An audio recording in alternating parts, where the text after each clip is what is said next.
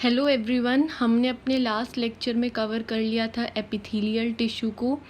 आज के लेक्चर में हम कवर करेंगे कनेक्टिव टिश्यू को इन 20 पॉइंट्स। 20 पॉइंट्स की हेल्प से हम complete NCERT of connective tissue को कवर करेंगे, जिसमें हम एनसीईआरटी के हर एक लाइन से जो क्वेश्चन फ्रेम हो सकता है उसको देखेंगे।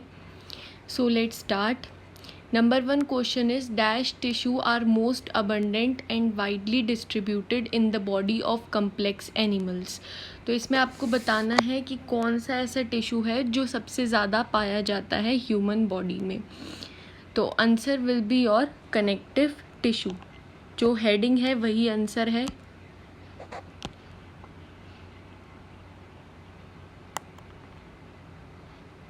Connective tissue is the most abundant. And ये मैंने एनसीईआरटी की कौन सी लाइन से लिया है, तो मैं उस लाइन को हाईलाइट कर देती हूँ। Connective tissues are most abundant and widely distributed in the body of complex animals. इस लाइन से मैंने ये क्वेश्चन फ्रेम किया है। Next question is the function of connective tissue is to dash and dash tissues of the body. तो function of connective tissue पूछा गया है, तो इसमें आपको ये पता होना चाहिए कि they perform the function of linking and supporting the tissues of the body. तो answer will be linking and supporting.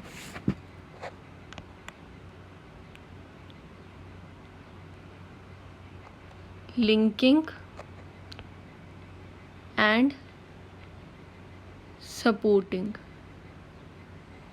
तो जो ये क्वेश्चन फ्रेम किया है ये हुआ है एनसीईआरटी की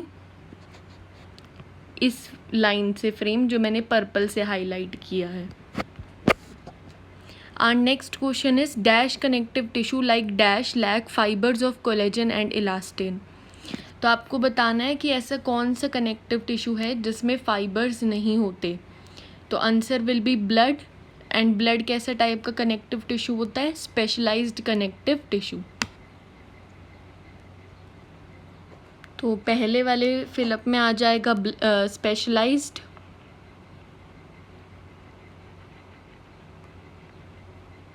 और दूसरे वाले ब्लैंक में आ जाएगा ब्लड।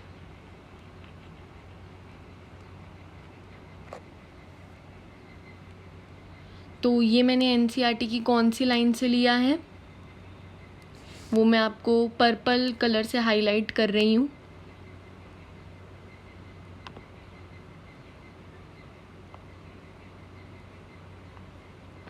अब एक एनसीईआरटी में एक इम्पॉर्टेंट लाइन दे रखी है, soft connective tissue. What do you mean by soft connective tissue? तो जो लूज कनेक्टिव टिश्यू और डेंस कनेक्टिव टिश्यू होते हैं उन दोनों को मिला के हम सॉफ्ट कनेक्टिव टिश्यू कह देते हैं। ठीक है, तो अब एनसीईआरटी की मैं लाइन पढ़ रही हूँ जो बहुत इम्पॉर्टेंट है। They range from soft connective tissue to specialized types which include cartilage, bone, adipose and blood। अब आप सोचेंगे यहाँ पे इन्होंने स्पेशलाइज्ड टाइप्स में किसको इंक्लूड किया है? एडिपोज को। हालांकि एडिपोज होना किस में चाहिए? सॉफ्ट कनेक्टिव टिश्यू में। इन्होंने किस में कंसीडर कर दिया है? स्पेशलाइज्ड टाइप में। पर होना किस में चाहिए? सॉफ्ट कनेक्टिव टिश्यू वाले टाइप में, लूज वाले टाइप में, राइट। तो एडिपोज को हम स्पेशलाइज्ड में क्यों लिख रहे हैं? क्योंकि it is a special form of areolar tissue, इसीलिए इन्होंने यहाँ पे स्पेशलाइज्ड टाइप में एडिपोज को लिखा है। अदरवाइज जो एडिपोज टिश्यू होता है वो लूज कनेक्टिव टिश्यू का एग्जाम्पल होता है। Now our next question is the fibres provide dash dash and dash to the tissue. तो आपको बताना है फाइबर्स का क्या फंक्शन होता है। तो fibres provide strength, elasticity and flexibility to the tissue. तो हम ये लिख लेते हैं, स्ट्रेंथ,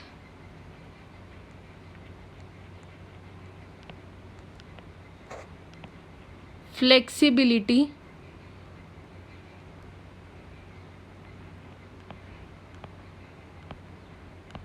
एंड इलास्टिसिटी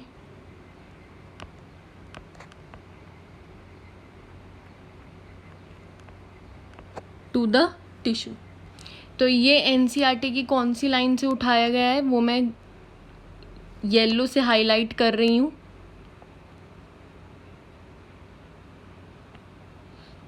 तो ऐसे हमने एनसीईआरटी की हर एक लाइन से क्वेश्चन फ्रेम करने का ट्राई किया है। Now our fifth question is connective tissue को हम किन 3 कैटेगरीज में डिवाइड कर सकते हैं। तो answer will be loose connective tissue, dense connective tissue and specialised connective tissue. तो लिख लेते हैं ये भी, लूज,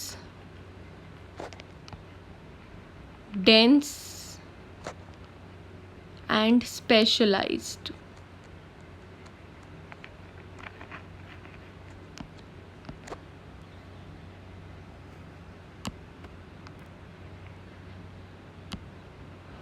तो ये मैंने एनसीईआरटी की कौन सी लाइन से लिया है वो मैं ब्राउन से हाईलाइट कर रही हूँ।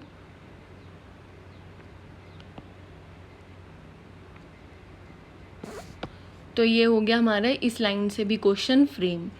अब एनसीईआरटी में एक इम्पॉर्टेंट लाइन दे रखी है जो मैंने क्वेश्चन में नहीं डाली है, तो मैं उसको वैसे ही पढ़ देती हूँ। वो मैं रेड या पिंक कलर से हाईलाइट कर रही हूँ। These cells also secrete modified polysaccharide which accumulate between cells and fibers and act as matrix, that is ground substance। तो यहाँ पे जिन मॉडिफाइड पॉलीसेकेराइड की बात हो रही है वो है म्यूकोपॉलीसेकेराइड। इसका एग्जाम्पल होता है हाइलुरोनिक एसिड। तो आप ये याद रख सकते हैं कि जो सेल्स होते हैं कनेक्टिव टिश्यू के वो क्या सिक्रीट करते हैं, मॉडिफाइड पॉलीसेकेराइड जैसे कि हाइलुरोनिक एसिड, जो एक्यूमुलेट कर जाता है सेल्स और फाइबर्स के बीच में and it act as a matrix. Now our sixth question is dash and dash tissue are example of loose connective tissue. तो आपको बताना है लूज कनेक्टिव टिश्यू के एग्जाम्पल्स। तो आंसर इसका क्या आंसर आएगा, areolar and adipose tissue.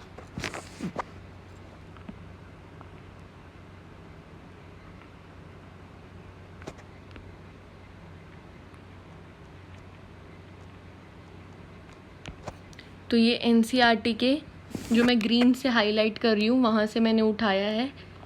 Areolar tissue and adipose tissue are the examples of loose connective tissue. Now seventh question is dash connective tissue has cells and fibres loosely arranged in a semi fluid ground substance. तो कौन से connective tissue में cells और fibres loosely arranged होते हैं। Loosely arrange से ही पता चल गया हमें तो कि लूजली अरेंज्ड है, that means loose connective tissue होगा। तो ये भी हम लिख लेते हैं। और ये कौन सी लाइन से उठाया क्वेश्चन हमने, वो मैं लाइट ग्रीन से हाईलाइट कर रही हूँ।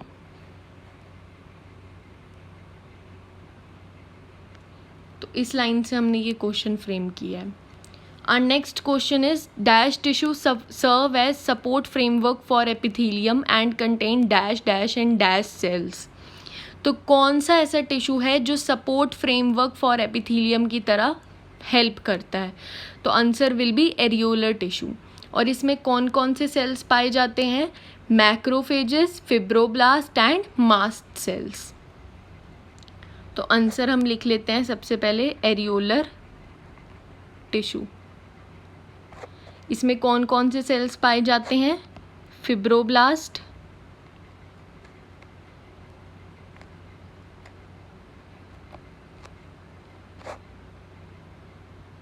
मैक्रोफेजेस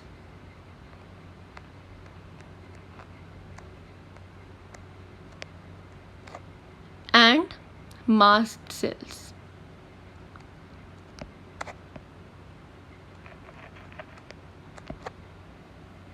तो ये एनसीईआरटी की कौन सी लाइन से उठाया गया है वो मैं पर्पल से हाईलाइट कर देती हूँ।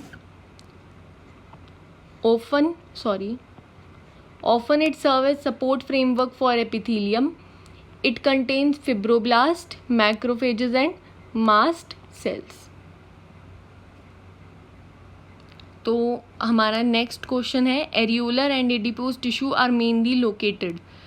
तो एरियोलर और एडिपोज टिश्यू कहाँ पर लोकेटेड होते हैं, they are mainly located beneath the skin. They are mainly located beneath the skin. तो आंसर लिख लेते हैं हम beneath the skin.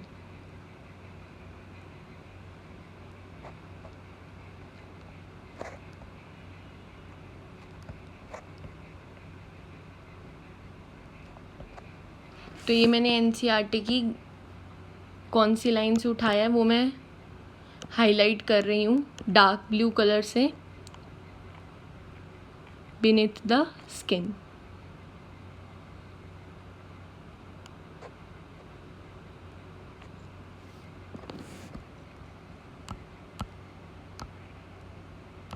Now our next question is, in dash tissue collagen fibers are present in rows between many parallel bundles of fibers.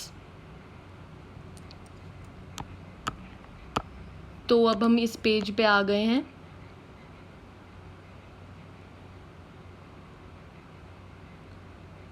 तो 10th question है, in dash tissue collagen fibres are present in rows in between many parallel bundles of fibers. So answer will be in dense regular connective tissue. Answer will be dense regular connective tissue.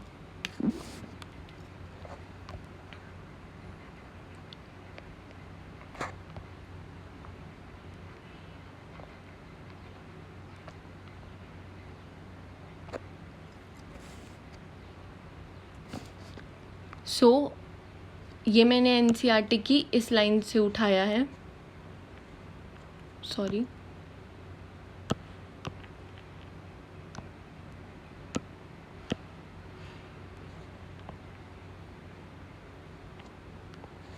जो मैंने blue रंग से highlight कर दिया. Our next question is 11th question, dash tissue has fibroblast and many fibers that are oriented differently. तो इसका answer होगा dense irregular tissue.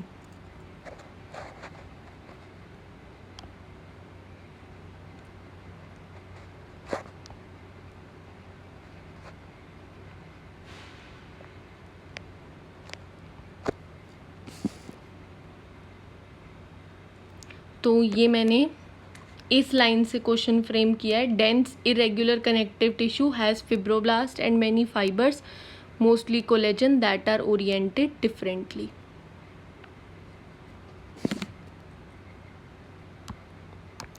Our next question is, dash and dash are examples of dense regular connective tissue. तो आपको बताने हैं दो examples that are of dense regular connective tissue. तो answer will be tendon and ligament.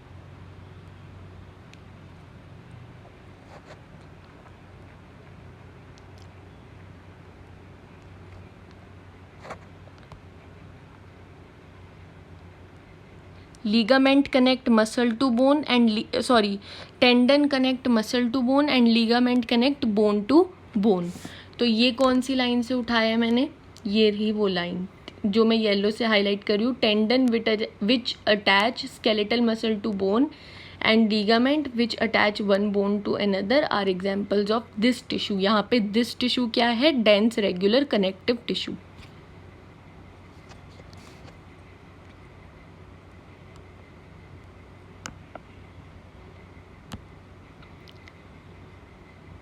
तो 13th question is, dense irregular connective tissue is present in dash. तो आपको location बतानी है, तो answer will B skin.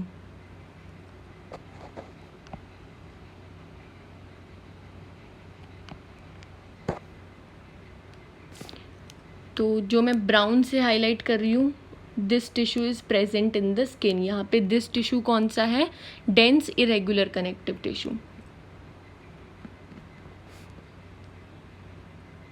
Now our next question is, example of specialized connective tissue is dash dash and dash. तो NCERT में 3 examples दे रखे हैं specialised connective tissue के, बोन, कार्टिलेज एंड ब्लड. तो हम तीनों ही लिख लेते हैं, बोन, कार्टिलेज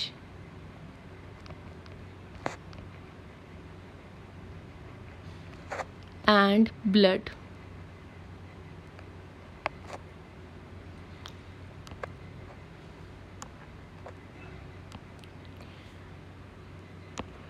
तो ये वाला जो क्वेश्चन है वो मैंने इस लास्ट लाइन जो मैं पर्पल से हाईलाइट कर रही हूँ उससे उठाया है.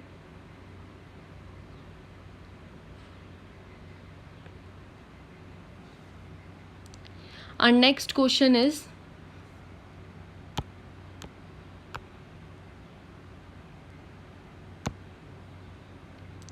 The intercellular material of cartilage is dash and resist dash. तो इंटरसेल्युलर मटीरियल जो कार्टिलेज का होता है वो होता है solid and pliable and it resist compression.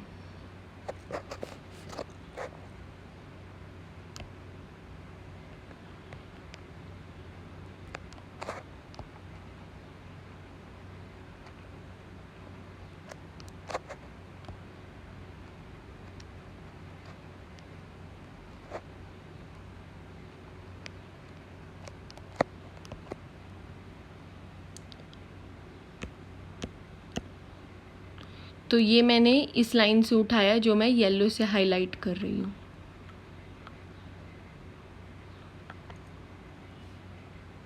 Dash cartilage is present in tip of nose and outer ear joints. तो answer will B, आपकी एनसीईआरटी में अलग से कार्टिलेजेस के टाइप्स नहीं दे रखे, बट हम लिख लेते हैं क्वेश्चन में। तो dash cartilages present in the tip of nose and outer ear joints, तो answer will be elastic cartilage.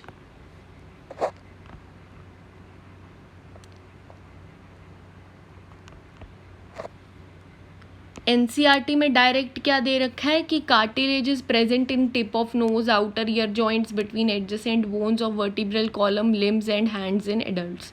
उसमें टाइप्स नहीं बता रखे कि कौन सा वाला टाइप कहाँ पाया जाता है, तो वो मैं बता रही हूँ अब। 17th question is dash cartilage is present between adjacent bones of vertebral column, तो answer will be white fibrous cartilage.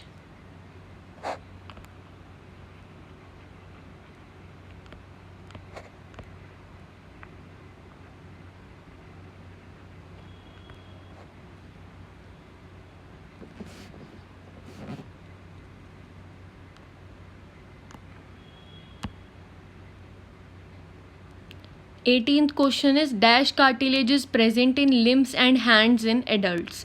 तो लिम्स और हैंड्स में कौन सा कार्टिलेज मिलता है? Hyaline cartilage.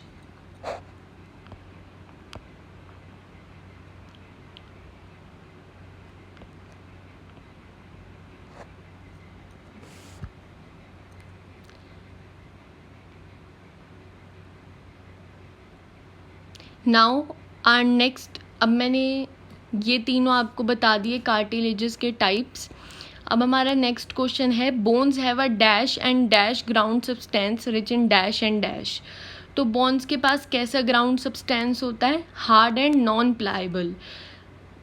जो कार्टिलेजेस थे उनमें कैसा ग्राउंड सब्सटेंस था? Solid and प्लाएबल।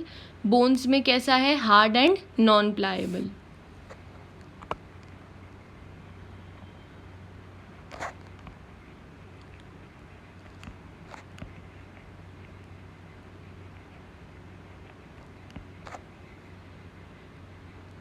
Rich in dash and dash, तो it is rich in calcium salts and collagen fibres. तो आंसर लिख लेते हैं कैल्शियम सॉल्ट्स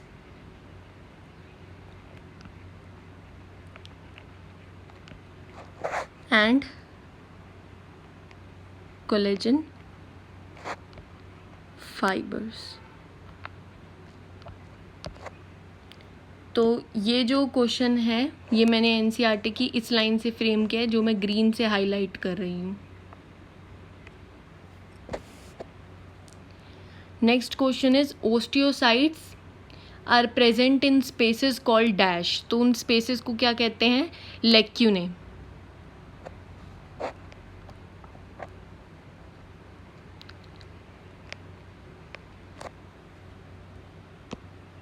तो ये मैंने एनसीईआरटी की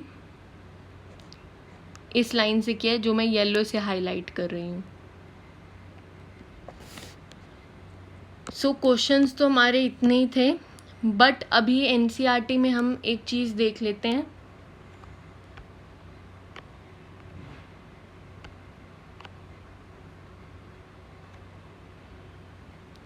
जो बोन्स होते हैं उनके फंक्शन जो हैं वो बहुत इंपॉर्टेंट है। बोन्स के फंक्शंस जो आपकी एनसीईआरटी में यहाँ दे रखे, limb bones such as long bones of the leg serve weight bearing functions They also interact with skeletal muscles attached to them to bring about movements.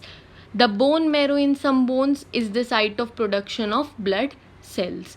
तो ये क्या है, फंक्शंस ऑफ बोन है. इस पे मैंने क्वेश्चन नहीं फ्रेम किया क्योंकि मुझे इतना रेलेवेंट नहीं लगा. ये तो सबको ही पता होता है कि बोन्स के क्या क्या फंक्शन होते हैं, इसी वजह से. और ब्लड का जो होता है वो हम डिटेल में पढ़ते हैं बॉडी फ्लूइड एंड सर्कुलेशन में, इसीलिए मैंने ब्लड का भी कोई क्वेश्चन फ्रेम नहीं किया. So with this we come to end of today's lecture. Thank you for watching my video. Stay tuned for upcoming ones. And उससे पहले एक चीज़ रह गई है, सॉरी, डायग्राम्स रह गए हैं. डायग्राम्स रह गए हैं हमारे. जो सबसे पहला कनेक्टिव टिश्यू में डायग्राम दे रखा है वो दे रखा है loose connective tissue, that is areolar tissue का. तो इसमें आप देख सकते हैं, इसमें फिब्रोब्लास्ट सेल्स दिखा रखे हैं, कोलेजन फाइबर्स दिखा रखे हैं, मैक्रोफेजेस दिखा रखे हैं एंड मास्ट सेल्स दिखा रखे हैं. तो ये 4 चीज़ें दिखा रखी हैं किसमें, एरियोलर टिश्यू में. Now talking about adipose tissue. Adipose tissue में आपको क्या दिखा रखा है, fat storing area, nucleus and plasma membrane दिखा रखी है. तो आपको ये डायग्राम अच्छे से आइडेंटिफाई करना आना चाहिए कि ये किसका है और दूसरा वाला किसका है.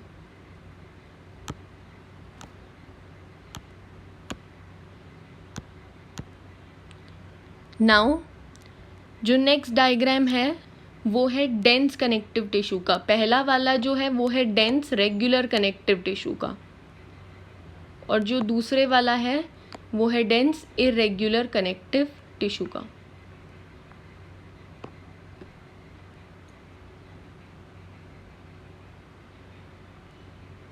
और इसमें ये जो मेंशन कर रखे हैं धागे से वो हैं collagen fibres.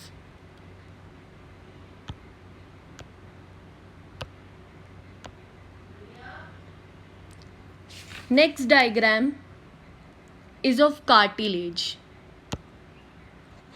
This diagram is of cartilage. Cartilage में 2 चीज़ें मेंशन कर रखी हैं, collagen fibres and cartilage cell that is chondrocyte. तो कार्टिलेज सेल का नाम भी एनसीईआरटी में गिवन है, दैट इज कॉन्ड्रोसाइट.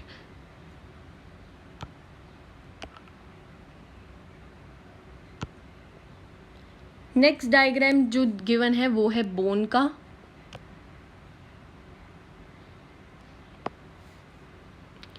एंड जो थर्ड डायग्राम है वो है फॉर्म्ड एलिमेंट्स का. फॉर्म्ड एलिमेंट्स जो होते हैं वो होते हैं आरबीसी, डब्ल्यूबीसी एंड प्लेटलेट्स. इनको हम कलेक्टिवली क्या कह देते हैं, फॉर्म्ड एलिमेंट्स.